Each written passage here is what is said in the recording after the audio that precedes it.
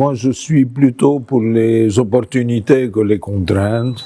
Je pense qu'aujourd'hui, dans la phase actuelle de transition démographique du Maroc, avec un indice de fécondité de 2,2 enfants par femme, c'est-à-dire un peu plus que les pays d'Europe les plus avancés en matière de transition démographique, comme la France, la Grande-Bretagne, les pays scandinaves. C'est un atout très fort pour l'évolution économique du Maroc et sociale dans les prochaines années, avec ce que les démographes et les économistes appellent le dividende démographique, le fait que le Maroc va bénéficier pendant un certain temps d'une population dans les tranches d'âge adultes qui va augmenter, ce qui va augmenter ce qu'on appelle le support démographique et diminuer la charge que représentent les jeunes et les personnes âgées sur la population adulte. Par conséquent, ça va être une phase très favorable dont le Maroc doit tirer tout le bénéfice possible. Mais ce dividende démographique n'est qu'une potentialité.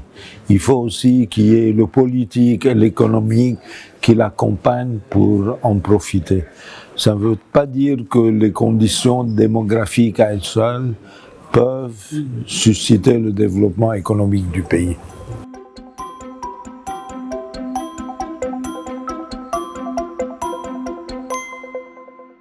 Oui, bien sûr. Si vous prenez la situation du Maroc dans les années 70, les pauvres étaient pauvres parce qu'ils recevaient une faible part du revenu national et qu'ils avaient à la distribuer dans des familles très nombreuses, de 7, 8, voire 9 et plus enfants. Et par conséquent, l'inégalité de répartition du revenu national était démultipliée par le fait que la démographie des classes défavorisées était défavorable parce qu'elle devait répartir ce revenu national faible par ailleurs sur un grand nombre de personnes, essentiellement un grand nombre d'enfants. Aujourd'hui, les inégalités, malheureusement, existent toujours, mais la taille des ménages pauvres s'est réduite et le rapprochement entre les différentes classes sociales du point de vue de la taille de la famille s'est résorbé. Elle existe toujours, mais elle est en voie de résorption.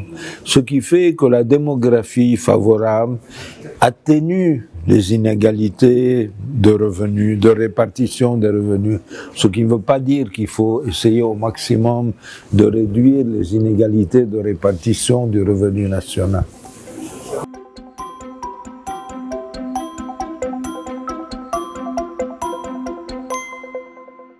À mon avis, c'est tout à fait un atout, bien que certains pensent que ça pourrait être que l'Afrique a intérêt à avoir une population nombreuse.